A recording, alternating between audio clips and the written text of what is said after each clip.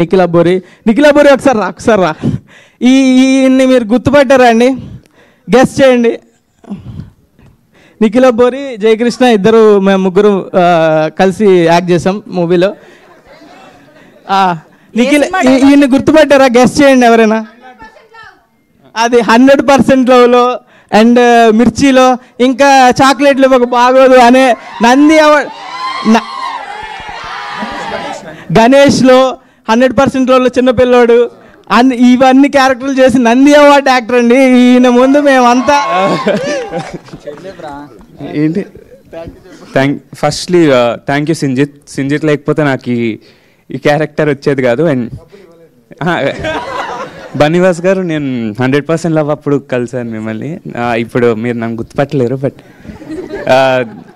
మౌలి, జయకృష్ణ మేము అసలు చాలా ఎంజాయ్ చేసాం. శివాని కూడా అంతే, బట్ అలా చెప్పకూడదు. అందరికీ డైరెక్టర్ అన్నకి థ్యాంక్ యూ, సింజిత్కి థ్యాంక్ యూ, సూర్య అన్నకి థ్యాంక్ యూ, అందరు ప్రొడ్యూసర్స్కి థ్యాంక్ యూ. సినిమా చాలా బాగుంటుంది. You'll have a blast.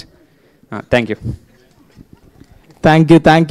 Nikhil వీళ్ళందరు పర్ఫార్మెన్స్ చూసి చాలా ఎంజాయ్ చేస్తారు. మన డైరెక్టర్ సాయి మార్తాండ్ గురించి చెప్పాలి. ఈయన నాకు మార్తాండ్ స్క్రిప్ట్ పట్టుకొచ్చినప్పుడే నేను ఫిక్స్ అయ్యా, ఇది థియేటర్లో నడిచే సినిమా, ఇది ఓటీటీలో నడిచే సినిమా కాదు. ఓటీటీలో చూస్తే నిజంగా చెప్తున్నా, ఓటీటీలో ఇలాంటి ఫన్ ఫిలిం చూస్తే మీరు అక్కడక్కడ నొక్కుంటూ ఇక్కడెక్కడ చేసుకుంటూ ఏదో ఒకటి చేసుకుంటూ చూస్తే నడిచే ఫిలిం కాదు.